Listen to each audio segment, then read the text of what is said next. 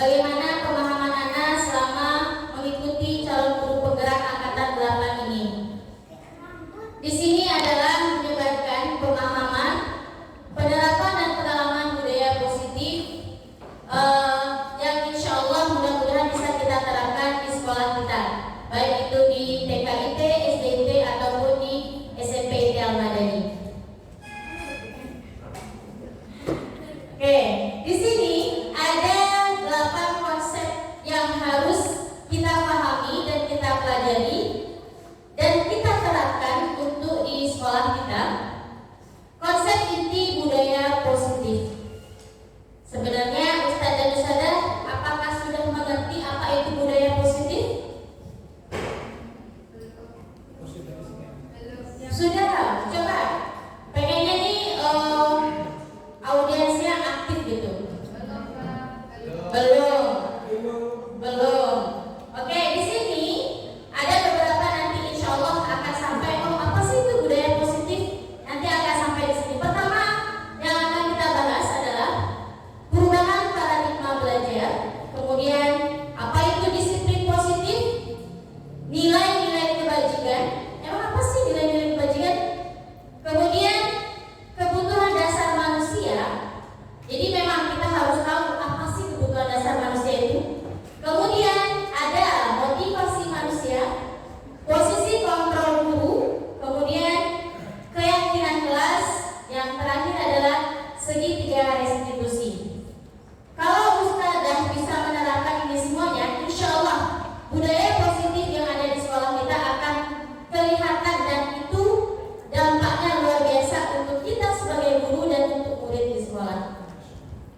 Di sini perubahan paradigma belajar, seperti yang tadi Ustadz tadi kita sampaikan ya, pembelajaran dengan paradigma baru merupakan pembelajaran yang dirancang berdasarkan prinsip pembelajaran berdiferensiasi. Yang seperti yang Ustadzah Putri jelaskan tadi, yang berdiferensiasi itu seperti apa? Sehingga para peserta didik dapat belajar sesuai kebutuhannya berdasarkan tahap perkembangan sesuai teori psikologi modern untuk mewujudkan profil pelajar Pancasila. Yang pada dasarnya ini adalah untuk mewujudkan profil pelajar Pancasila. Oke, ada berapa dimensi profil pelajar Pancasila kita, Ustadz Ustadzah? 5 apa 6? 5 apa 6? Coba kembali Ustadzah Desri tadi berapa? Ada 6 ya Ustadzah. Pada era sekarang Ustadz dan Ustadzah harus hafal 6 dimensi profil pelajar Pancasila. Apalagi kita sudah di sini sudah menerapkan merdeka, sekolah merdeka ya kan? Kita di sini sekolah merdeka. Yang pertama apa? Beriman, bertakwa kepada Tuhan Yang Maha Esa dan berakhlak mulia. Itu tujuan kita yang harus kita sampaikan. Mewujudkan siswa yang mandiri. Selanjutnya, mewujudkan siswa yang bernalar kritis dan mewujudkan siswa yang kreatif. Selanjutnya, mewujudkan siswa yang suka bergotong royong dan mewujudkan siswa yang berkebidikan global. Ini sebenarnya inti daripada untuk mewujudkan profil pelajar Pancasila. Selanjutnya, ini yang biasa kita salah konsep dalam mengajar, Ustadz dan Ustadzah. Miskonsepsi tentang teori kontrol yang biasa kita terapkan di sekolah. Ana juga baru sadar nih waktu kemarin ikut pendidikan Ustadzah. Oh, berarti selama ini anak orangnya begini ya. Selama ini anak masih begini orangnya. Yang harusnya guru ini harusnya seperti ini. Apa itu? Kita masih miskonsepsi tentang teori kontrol, bahwasannya guru mengontrol murid. Iya nggak Ustadzah? Ada nggak kita merasa demikian? Kita yang mengontrol murid kan? Sholat, ya nggak Ustadzah? Padahal sebenarnya pada dasarnya kita mau nggak dikontrol orang? Mau nggak? Nggak mau. Oke, sedikit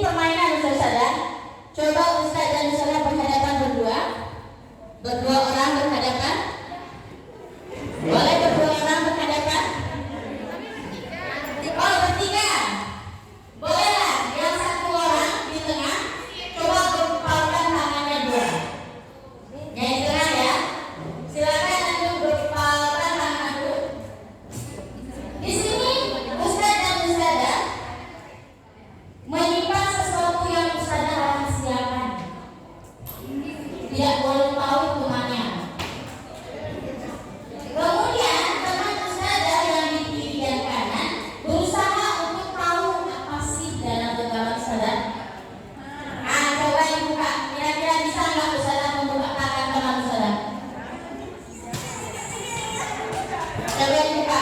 Siapa yang bisa buka kira-kira? Ada alasannya? Bisa jalan? Tidak. Coba, ada bisa kasih alasan kenapa tidak bisa buka?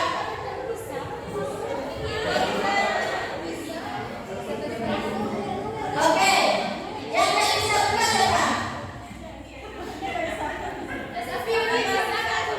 Zakifi bisa buka? Bisa. Kenapa coba? Ada triknya. Masya Allah, banyak trik dikit-dikitnya namanya dibuka langsung. Sekarang Ustazah Wilda, kira-kira terpaksa nggak buka ini tadi? Terpaksa. Dikit-dikitnya akhirnya dibuka juga kan? Harus pakai trik. Yang tidak terbuka siapa? Sudah terbuka dong? Oh, sebelah terbuka, sebelah enggak. Berarti yang sebelah ada trik lagi. Pilih trik lagi. Dirayu. Oh, sama Moza terbuka. Kenapa terbuka kan? Kekerasan. Berarti tadi dibuka karena sakitnya. Kira-kira, coba dari tadi permainan tadi, kira-kira Ustaz dan Ustazah membuka kepala tangan Ustaz dan Ustazah atas kemauan Ustaz dan Ustazah sendiri atau dipaksa? Kalau dipaksa sudah terbuka, nyaman nggak kita?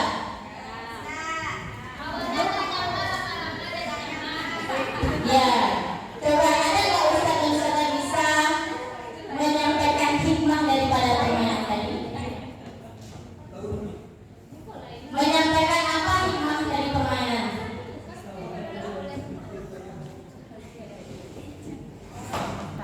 Ada Ustazah? Pemaksaan itu akan berefek. Boleh. Semua Ustazah boleh bebas berpendapat. Apalagi kita tidak bisa mengontrol diri orang lain. Sesuai kehendak kita, mana bisa, ya enggak? Tidak bisa gunakan trik satu, gunakan trik kedua. Tapi pada hakikatnya yang mau membuka tangan ini yang punya tangan enggak? Ya kan? Berarti pada hakikatnya yang bisa mengontrol diri kita adalah diri kita sendiri. Jadi di sini ilusi guru mengontrol murid. Nanti kita belajar lagi. Kira-kira efektif nggak? Tepat nggak kalau guru itu mengontrol murid terus? Kemudian miskonsepsi selanjutnya, ilusi bahwa kritik yang membuat orang merasa bersalah dapat mengangkat karakter. Biasanya kita membuat kesalahan. Kemudian ilusi bahwa semua pada penguatan positif, efektif dan bermanfaat. Kemudian ilusi bahwa orang dewasa memiliki hak untuk memaksa. Di sini konsep kita ada miss di sini, ada sedikit kurang tepat. Bahwasanya kritik dan membuat orang merasa bersalah itu kadang kita pikir antum lagi, ini gara-gara antum nih gak jadi upacara, antum jatuhkan mikrofon misalnya. Jadi membuat orang merasa bersalah. Rupanya dengan demikian tidak dapat merupakan karakter siswa rupanya. Ada caranya. Next. Di sini mengubah paradigma stimulus respon ke pendekatan teori kontrol. Biasanya respon kita, kebutuhan kita sama, padahal kebutuhan kita sama nggak saudara? Berbeda. Semua orang melihat hal yang sama, padahal ya setiap orang memiliki gambaran yang berbeda. Kita mencoba mengubah orang agar berpandangan sama dengan kita. Kita paksa dia berubah sama. Bisa nggak gitu? Enggak. Padahal kita harusnya berusaha memahami pandangan orang lain tentang dunia. Perilaku buruk dilihat sebagai suatu kesalahan. Padahal semua perilaku buruk itu ada tujuannya, yang memiliki tujuannya. Padahal semua perilaku ya, bukan hanya perilaku buruk, semua perilaku memiliki tujuan. Orang lain bisa mengontrol saya, hanya Anda yang bisa mengontrol diri Anda. Saya bisa mengontrol orang lain. Di sini Anda tidak bisa mengontrol orang lain. Pemaksaan ada pada seperti itu, saudara. Selanjutnya, pada bahasan yang kedua, disiplin positif. Sebelum kita ke bahasan yang kedua, kira-kira perubahan pembelajaran tadi bisa nggak kita? Oh, rupanya kita nggak bisa ya mengontrol orang lain. Oh, rupanya membuat rasa bersalah siswa itu kurang efektif dilaksanakan. Rupanya seperti itu, saudara. Selanjutnya yang kedua, disiplin positif. Sebagai pendidik, tujuan kita adalah menciptakan peserta didik yang memiliki disiplin. Coba Ustaz dan Ustazah, kira-kira apa sih yang dimaksud dengan disiplin? Oke, ada yang mau menjawab? Apa itu yang dimaksud dengan disiplin? Menempatkan Tepat waktu, apa lagi? menempatkan sesuatu pada tempat. Menempatkan sesuatu pada tempatnya. Tidak melanggar peraturan. Oke, kita lihat saudara ya.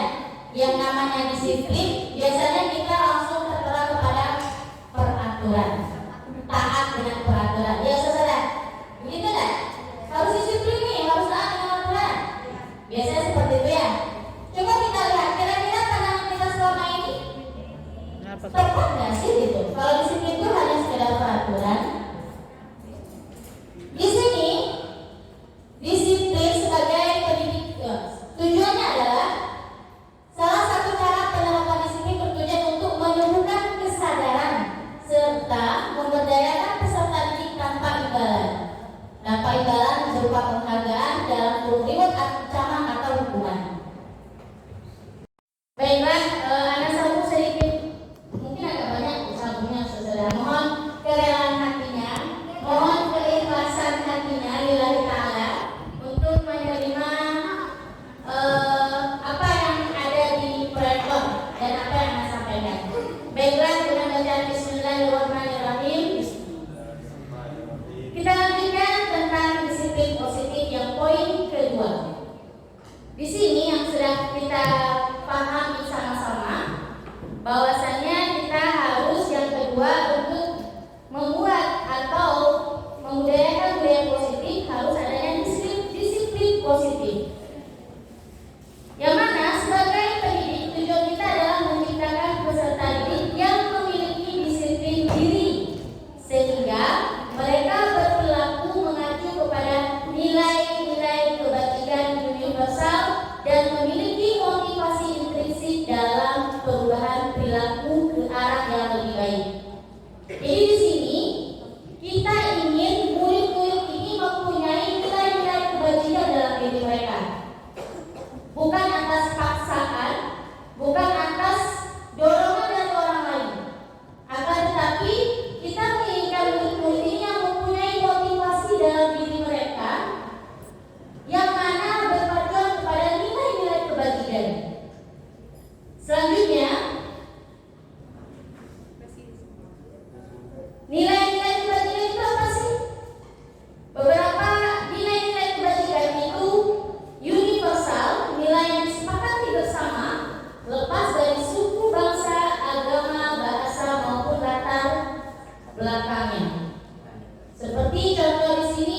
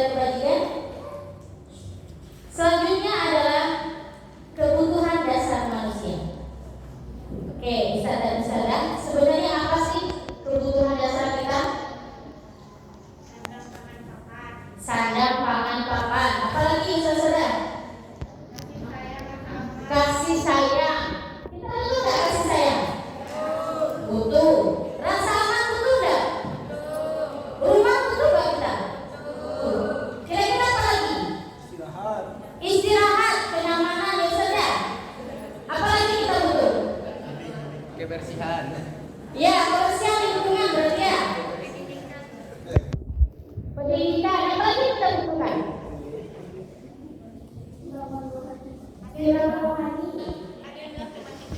Teman hidup katanya. Iya, kesenangan, butuh kesenangan, butuh nggak usah salah. Main gadget, kesenangan nggak? Kadang ada kesenangan. Butuh nggak kadang-kadang?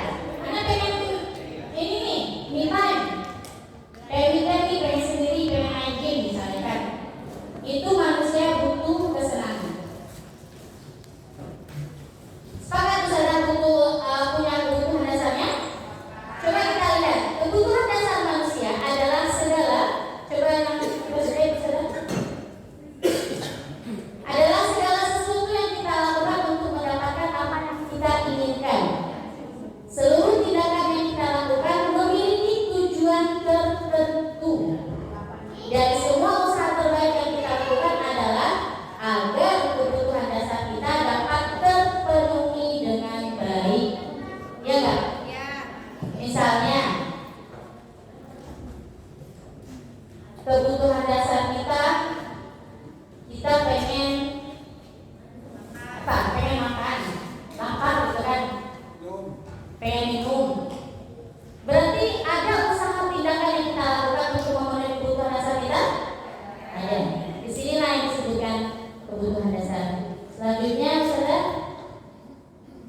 5 kebutuhan dasar manusia. Yang pertama, bertahan hidup. Di sini bertahan hidup meliputi kita butuh makanan, kita butuh pakaian, butuh nggak usah saudara? Butuh. Kita butuh tempat tinggal, ya kan? Butuh keamanan, butuh kesehatan, benar kata saudara-saudara tadi. Selanjutnya kita butuh kasih sayang. Ada yang bilang kasih sayang dan rasa diterima. Butuh nggak usah saudara? Ya, kadang kita kalau nggak dianggap sama orang, malesan kan? Ya bukan, kalau kita nggak dianggap, berarti ustazah butuh rasa diterima. Sepakat nggak usah saudara? Kemudian rasa diterima, dipedulikan, seperti berbagi, kerjasama, menjadi bagian dalam kelompok. Itu sangat dibutuhkan. Kita butuh dihargai, kita butuh diterima, ya kan? Kemudian kebutuhan dasar yang ketiga, kepuasan. Di sini kita ada seperti harga diri, keinginan dianggap, seperti tadi ya, nggak dianggap ngapain ya kan? Kemudian ada kebutuhan dasar yang ingin memimpin, dia ingin berprestasi, ingin didengar, ingin diakui. Ada nggak gitu saudara? Berarti rupanya termasuk kebutuhan dasar kita itu. Selanjutnya kebutuhan dasar kita ada kebebasan, mandiri, memiliki pilihan, mencoba hal yang baru, mampu mengendalikan arah dirinya. Kemudian ada kesenangan, yaitu bermain, humor, antusiasme, tertawa, dan lain-lain. Ini kebutuhan dasar manusia, saudara. Bukan hanya guru saja, tetapi kebutuhan dasarmu murid kita. Ketika anak kita misalnya boring di kelas, bisa jadi kebutuhan dasarnya itu tidak tercapai atau tidak terpenuhi dari 5 ini. Mungkin dia pengen bebas, pengen main di luar, tiba-tiba udah masuk aja jam pelajaran. Ada kebutuhan dasarnya tidak terpenuhi, sehingga adanya kendala dia dalam belajar. Atau yang lainnya, misalnya tiba-tiba dia lari-lari aja. Ada kebutuhan dasarnya yang sebenarnya ingin dia, yang dibutuhkannya tapi tidak terpenuhi di sini. Jadi ini sangat penting, sama saling kita sesama teman, sesama ustadz dan ustadzah pun kita harus mementingkan ini. Karena kita sepakat 5 kebutuhan dasar manusia ini memang kita butuh, ya kan? Begitu juga anak. Kalau ada anak yang tidak ada di pojokan, kita nggak anggap. Kira-kira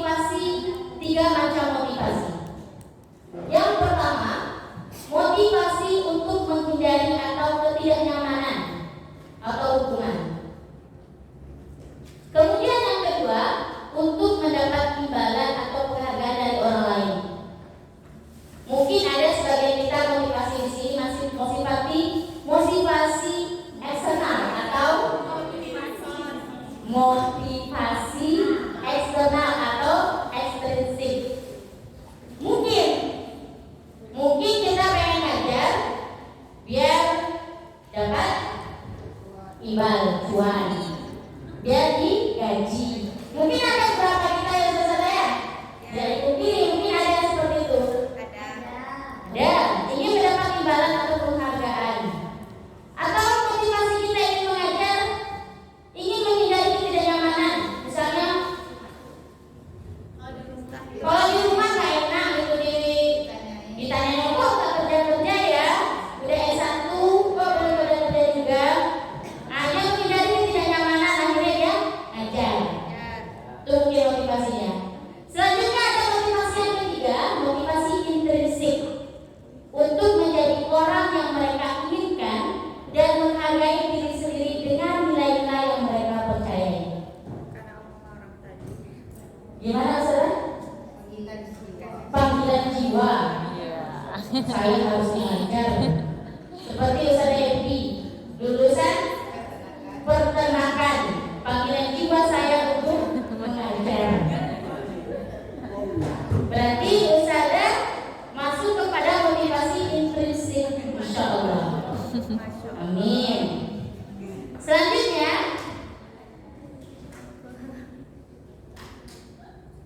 ini perbedaan. Langsung kepada bagaimana orang termotivasi, bagaimana motivasi itu tumbuh.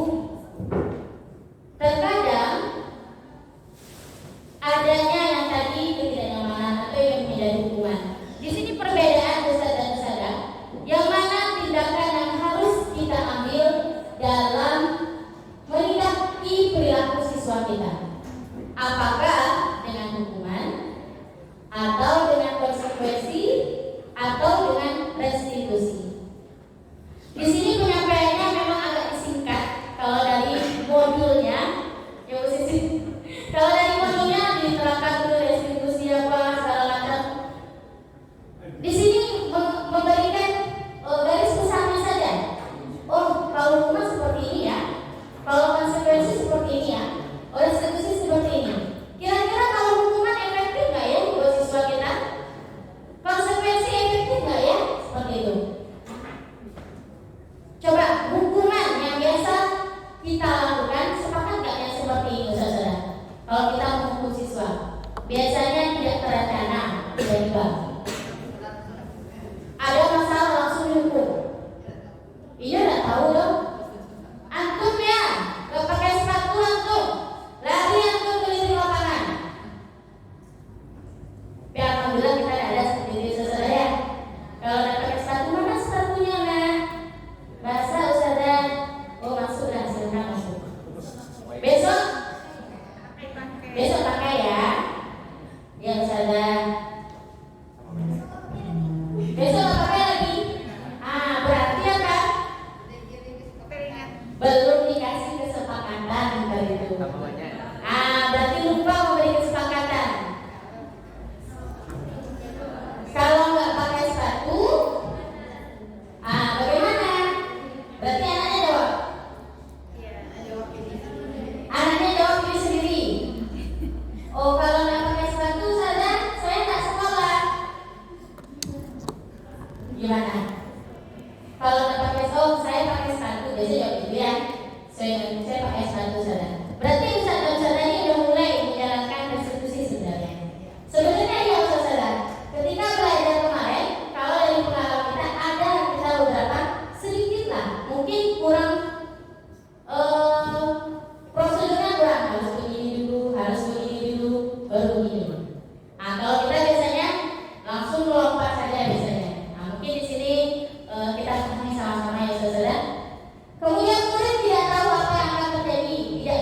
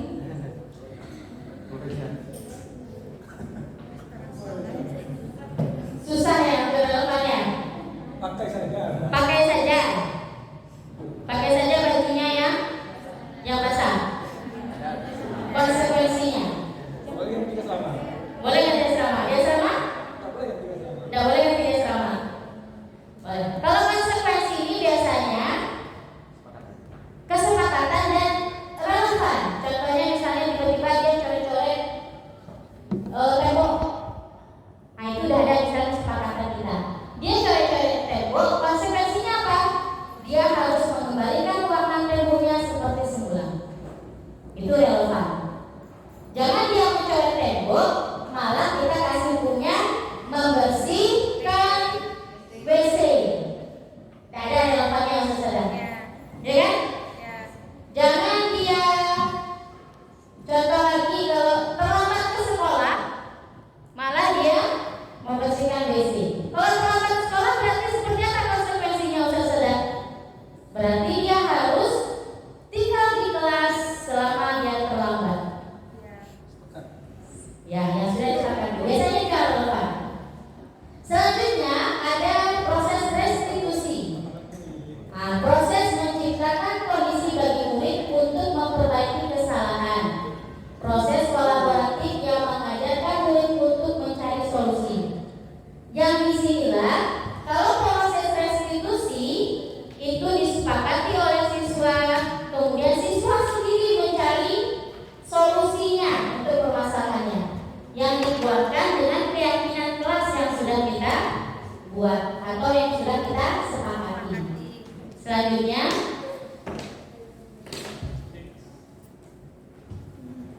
ini posisi kita, Ustazah.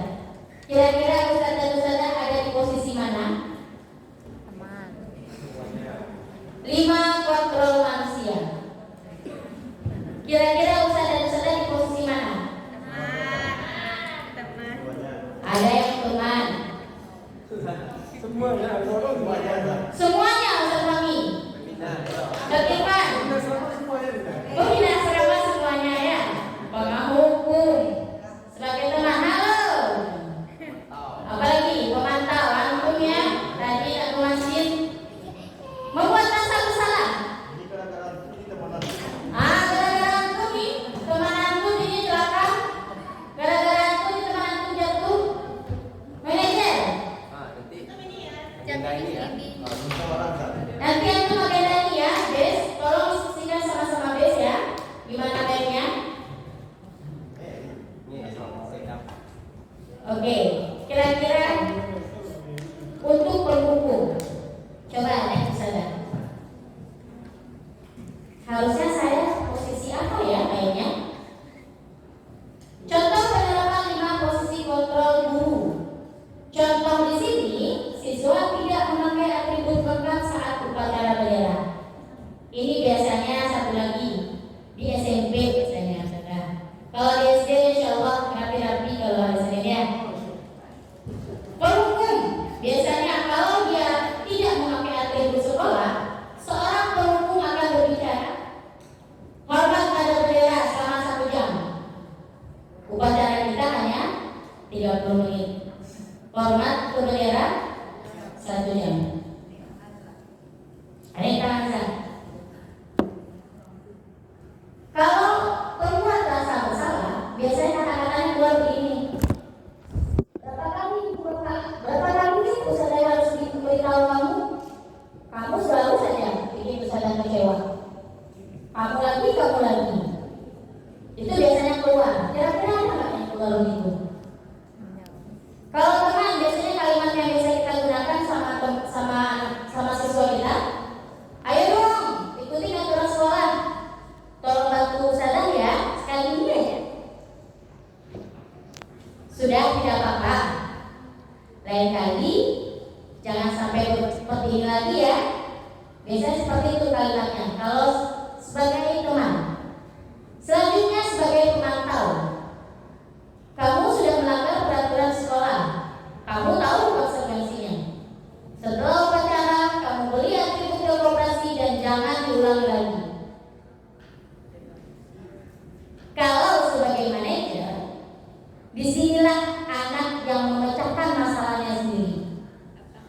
Apakah kamu tahu kesalahanmu? Nanti anak kamu sendiri. Ya Ustazah, anak gak pakai baju atribut lengkap. Kira-kira bagaimana kamu memperbaiki kesalahanmu? Nanti siap ini anak beli atribut Ustazah. Jadi tidak kita yang menyuruh, tetapi siswa sendiri yang mengontrol dirinya untuk membeli atribut tanpa kita yang nyuruh. Kamu gak ada pakai baju lengkap nih, kira-kira apa ini? Dasinya gak ada. Nanti habis ini anak ke Zahak Mesa, nanti anak beli dasi Zah. Oke, menurut antum penting nggak upacara pakai dasi? Penting misalnya. Kalau penting, berarti antum harus biasa anak beli. Kalau misalnya besok antum nggak pakai dasi lagi, anak usahakan pakai dasi dan bisa. Jadi memang harus anak yang menjawab, yang meyakinkan dirinya sendiri. Ya saudara ya, itu soal meja. Kira-kira Ustaz sadar dari kalimat ini posisi kontrol apakah aku? Saya kecewa sekali sama kamu. Ya, gurunya sebagai kontrolnya membuat rasa bersalah. Gara-gara saya kecewa sama anak. Gara-gara anak latihan, anak bisa tadi maju ke depan kecewa Ustaz sama anak. Kemudian posisi kontrol selanjutnya apakah saya? Coba lihat saudara, posisi kontrol apa ini? Kamu tidak pernah benar melakukannya.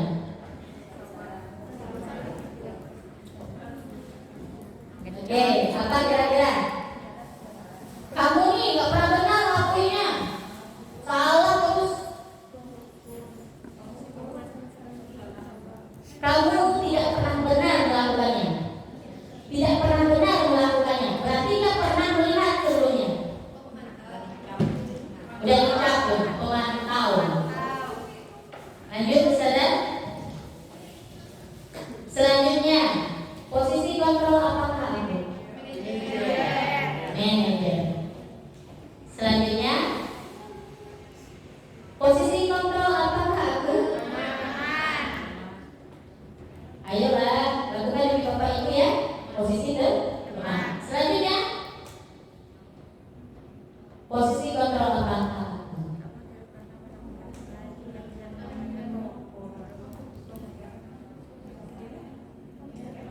Kamu tidak pernah mendapatkan nilai jika tidak mengerjakan tugas. Selanjutnya, dan itu posisi kontrol kita tadi. Kira-kira Ustaz ada di posisi manakah? Kira-kira semuanya efektif nggak buat siswa kita? Tidak. Situasi kondisi. Sepakat semuanya harus diperhati? Tidak.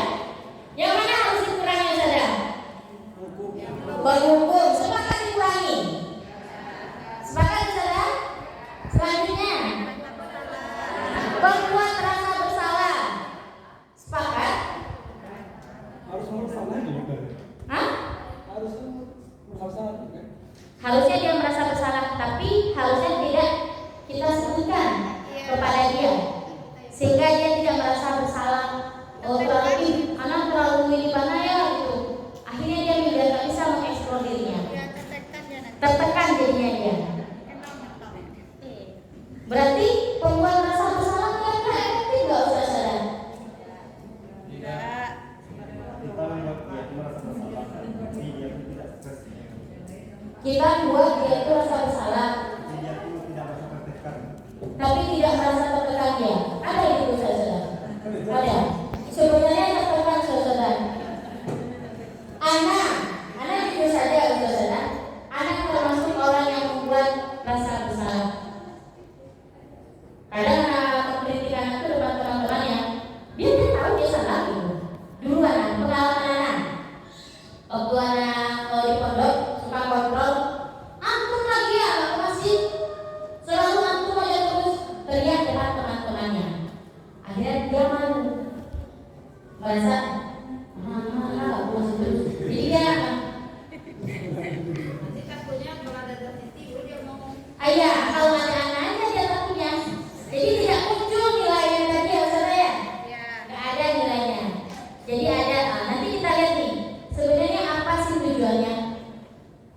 Selanjutnya berarti yang pertama kita harus hilangi penggugunya, membuat rasa bersalah.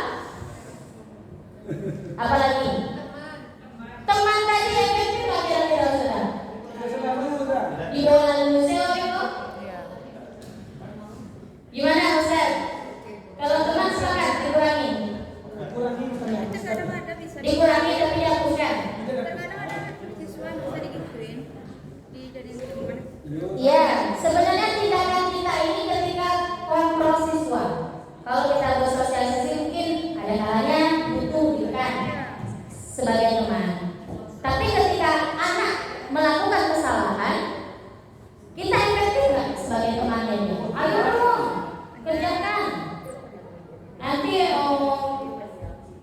Saudara diomeli loh. Nah, misalnya dia tidak mau jalan rem, saudara diomeli nanti, berarti kan posisi kontrol kita salah di sana.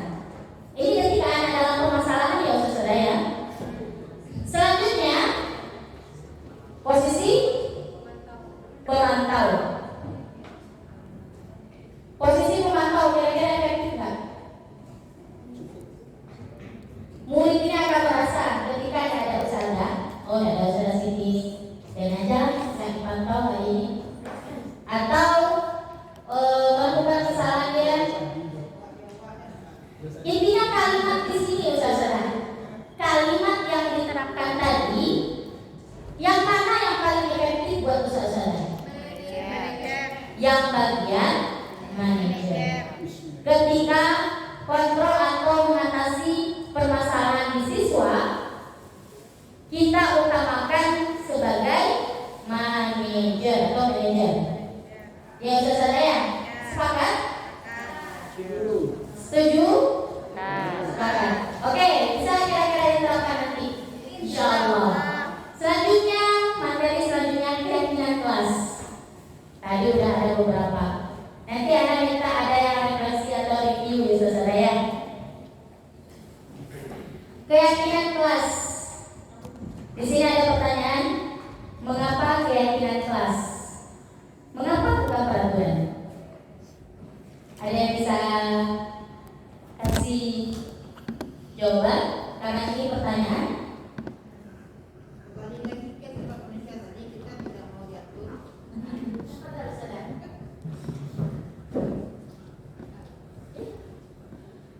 Kembali ke sifat kita sebagai manusia tadi ya, kita tidak mau diatur, kita tidak mau Dipaksa.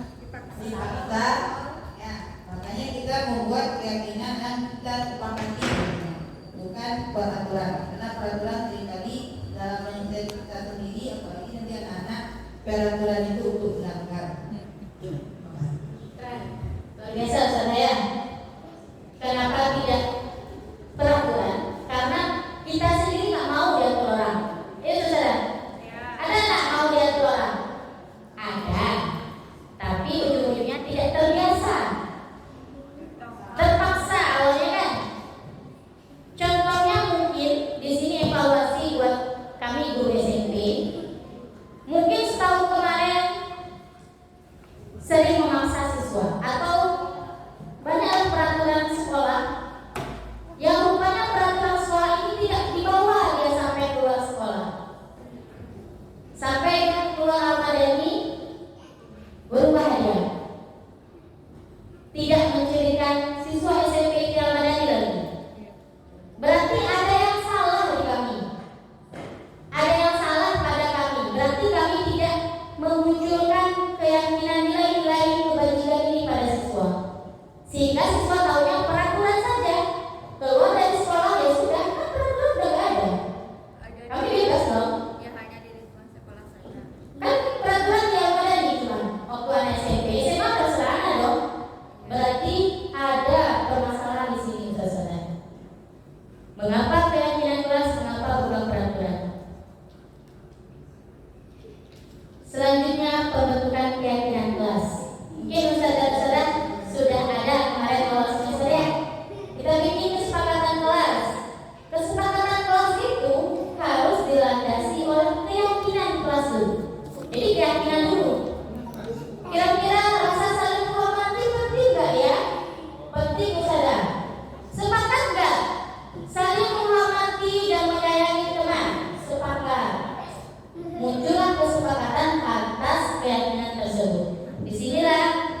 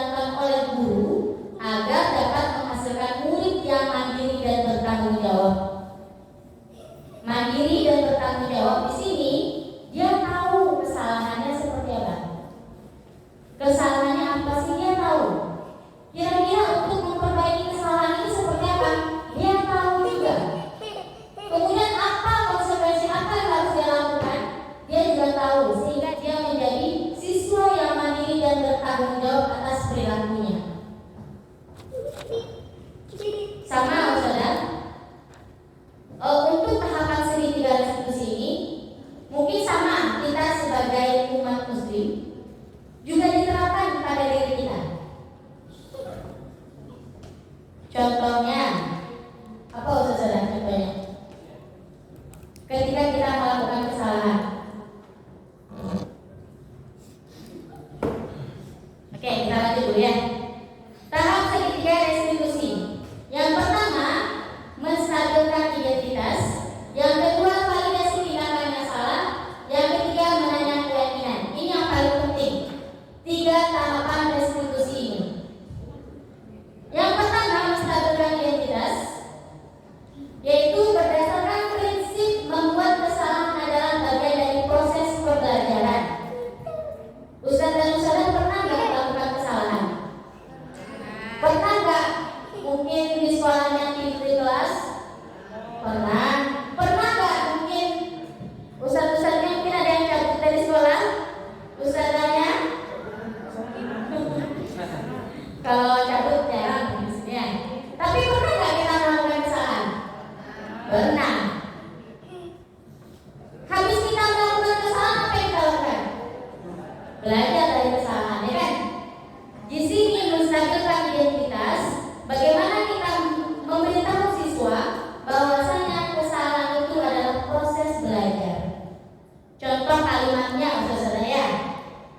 Misalnya, berbuat salah itu belajar. Saudara juga dulu pernah kok tidur di dalam kelas ngantuk banget karena malamnya saudara nggak cepat tidurnya. Wajar aja. Itu yang menstabilkan identitas saudara ya.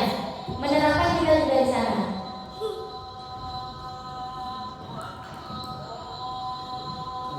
Bagaimana Ustazah? Sedikit lagi. Boleh dilanjutkan? Kemudian tidak ada manusia yang sempurna, nak. Semua orang berbuat salah. Jadi dia merasa, oh iya ya, saya belajar. Kemudian Ustazah juga dulu, Ustazah tidak mau mencari siapa yang salah nih antara kalian berdua. Tapi Ustazah mencoba nih cari solusinya gimana baiknya buat kalian. Kemudian, oh kamu berhasil merasa gitu, masalah. Itu menstabilkan identitas Ustazah. Biasanya kita menstabilkan identitas biasanya ke diri kita.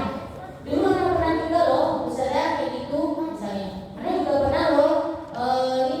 Jadi murid itu tidak merasa disalahkan atau dipojokkan seperti itu. Selanjutnya,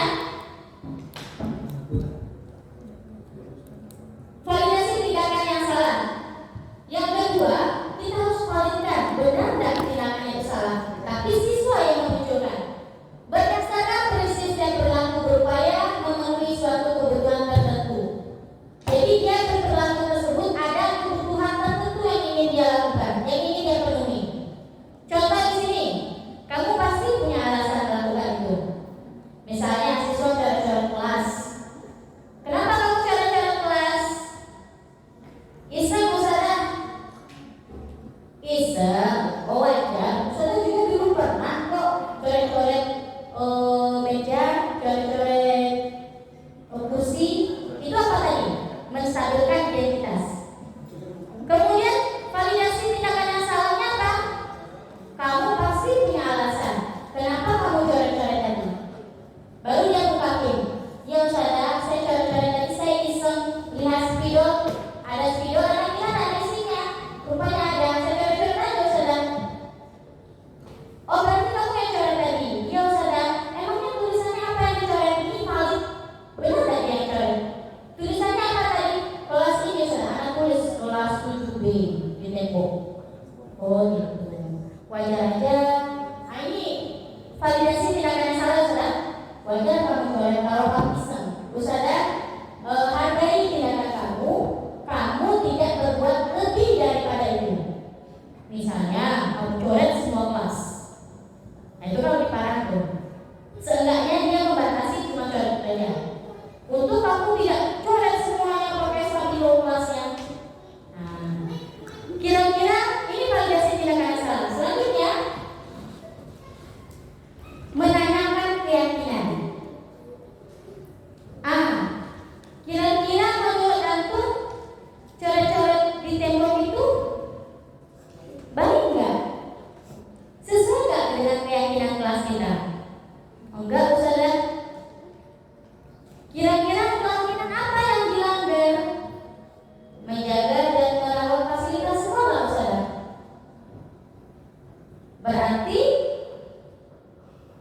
yang sudah dilanggar adalah merawat dan menjaga fasilitas sekolah. Kira-kira penting nggak menurut antum merawat dan menjaga fasilitas sekolah? Merawat dan menjaga fasilitas sekolah. Ini menanyakan keyakinan. Penting Ustazah? Nanti dia jawabnya. Penting Ustazah? Oke, kalau penting, apa yang dilakukan? Nah, jadi anak sendiri akan memecahkan solusinya di sini Ustazah. Kalau penting apa yang dilakukan? Ustazah, biarlah anak berchat, nanti anak chat sama-sama sama teman-teman Ustazah. Nanti anak bilang sama teman-teman Ustazah, oh biar tak chat tembok, biar tak coret-coret tembok, biar anak beli Ustazah ya. Nah, kita kasih opos juga buat dia, tepat sekali. Memang itu tujuannya biar dia menjadi mandiri dan bertanggung jawab. Oke, selanjutnya slide next ya. Betul. Selanjutnya di sini dalam penerapan program disiplin positif hendaknya guru memiliki standar kepribadian profesional dan sosial yang baik, di mana guru mampu merefleksi dirinya dalam posisi kontrol saat ini. Bagaimana perjalanan diri sebagai among atau sebagai manajer yang menuntut murid-muridnya menjadi insan yang mandiri, merdeka dan bertanggung jawab. Seperti itu saudara. Anda rasa mudah-mudahan dapat dipahami dengan baik dan mudah-mudahan dapat diterapkan. Anda buat kalau ada sesi pertanyaan boleh saudara. Kalau tidak ada, kita buka sampai di sini. Ada saudara? Alhamdulillah, kita baikuna. Wassalamualaikum warahmatullahi wabarakatuh. Terima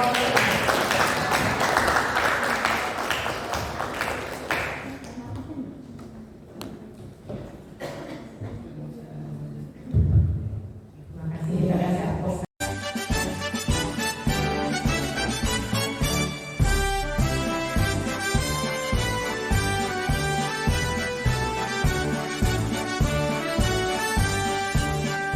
Bulatkan tekad, kuatkan hati, negeri ini memanggilmu kawan. Belajar bergerak berbagi untuk negeri, guru penggerak majukan pendidikan. Guru penggerak menghamba pada murid, kreatif rancang pembelajaran. Hargai potensi, tingkatkan prestasi, lahirkan profil pelajar Pancasila. Belajar bergerak berbagi untuk negeri, kita menjalin kolaborasi. Belajar bergerak berbagi untuk negeri, demi bakti pada Ibu Pertiwi.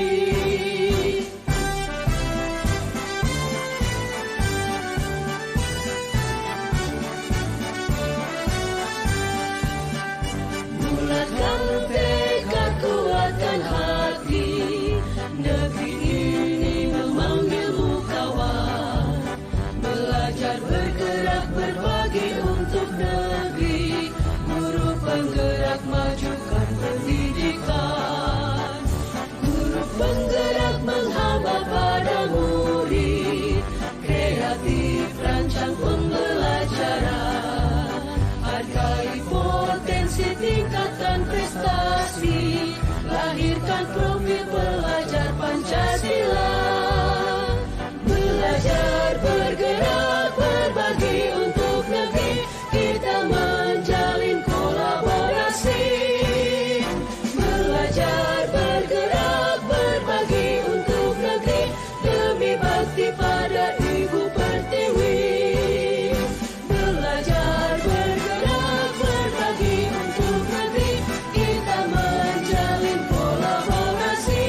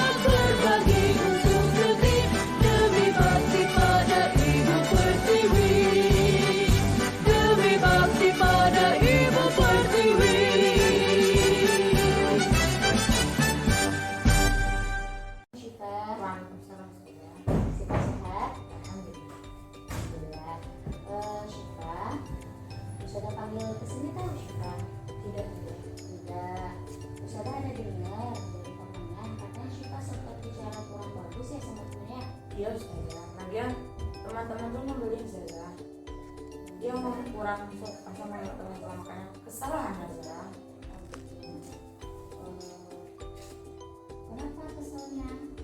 Ya karena tadi kan dia sama dan di kelas pun dia gitu juga. Ada kakak kelas dia ngomong pakai nada tinggi, nggak ada pakai adab. Dia udah jelas adik kelas sama saya karena dia ngomong nggak pakai adab, marah lah sama saya. Sampai itu mengeluarkan kata yang kurang baik. Iya, nah teman-teman dia sang gitu. Wajar aja kalau suka bicara seperti itu ya. Ustazah pun dulu sempat juga sih kesel sama teman yang bertindak seperti itu gitu ya. Menurut Syifa, kira-kira apa yang Syifa bicarakan? Pelatihan apa atau cuma apa yang Syifa ungkapkan sama temannya? Ini sana, yang fitrah kata-katanya. Baik-baiklah kamu sama kelas dan apa. Emang antum udah tinggi kali di sini gitu, katanya Zah. Sampai mengeluarkan Iya. kotor. Sebenarnya wajar saja. Ustazah hargai tindakan Syifa yang bisa menjaga tindakan Syifa sampai tidak berbuat kasar ya nak ya. Sampai tidak memukul sama Syifa atau lebih kasar daripada itu ya. Sekarang coba Syifa pikirkan tindakan Syifa tadi sampai tadi mencemooh tadi ya, mencemooh sampai meledek sampai membentak teman, kira-kira sesuai nggak dengan keyakinan kita? Tidak Ustazah. Oh tidak. Keyakinan apa kira-kira yang sudah Syifa melanggar? Menghormati dan saling memahami sama teman juga. Menghormati saling menghargai teman ya. Menurut Syifa penting nggak menghormati sama saling menghargai teman? Penting Ustazah. Penting. Kalau menurut Syifa penting, kira-kira apa nih tindakan Syifa yang harus Syifa lakukan kalau misalnya ada teman yang menurut Syifa kesel deh, nyebelin gitu, kira-kira apa yang harus Syifa lakukan? Anak akan sabar dan bertindak lebih santai ketika mana berteman. Kalau misalnya ada teman yang melakukan seperti itu sama Syifa, Anak akan ngadu kepada Ustazah atau Ustazah yang kalau bicara atau kalau saling menghargai itu sangat penting ya nak ya. Tepat sekali tindakan Syifa. Kalau misalnya hargai lebih baik lagi untuk depannya nak ya. Terima kasih Syifa. Syukur Ustazah. Sama. Kan ya. Assalamualaikum Hani. Waalaikumsalam Zah. Hani sehat? Alhamdulillah sehat Zah. Sehat. Hani, Ustazah mau bicara sama Hani sebentar boleh? Ustazah dengar katanya di kelasnya Hani ada coret-coret ya di Iya. temboknya. Iya. Iya. Kira-kira Hani tahu siapa yang coret? Tahu itu Siapa yang kena? sendiri. Hani yang coret sendiri. Iya. Begitu. Kenapa Hani coret-coret? Jadi kemarin tuh ada kegiatan mantap. Jadi anak istri coret-coret tembok karena ada spidol. Iseng. Coret-coret tembok wajar kalau Hani iseng coret-coret ya. Saya pun gue sempat dulu ada iseng kalau lihat pengen coret-coret gitu ya. Kira-kira apa yang Hani coret di sana? Karena tulis 8B lumayan besar. 8B lumayan besar. Spidolnya tuh antum besar-besarin gitu ya. Antum copot ya? Iya. Iya, besar-besarin ya. Alasannya apa itu kira-kira? Pasti ada alasan Hani bertindak seperti demikian ya? Ya, dia kan penasaran kan. Misalnya kok kita nggak ada yang punya, terus tembok juga kosong, jadi kita penasaran. Pengen lihat tulisan Hani Iya. bagus nggak ya di tembok gitu ya? Iya. Sebenarnya wajar saja Hani bertindak demikian. Saya hargai Hani tidak mencoret semua kelasnya. Oke, kalau misalnya menurut Hani mencoret tembok itu tindakan vandalisme ya? Iya. Coret-coret. Kira-kira sesuai tidak dengan keyakinan kelas kita? Tidak. Tidak sesuai ya.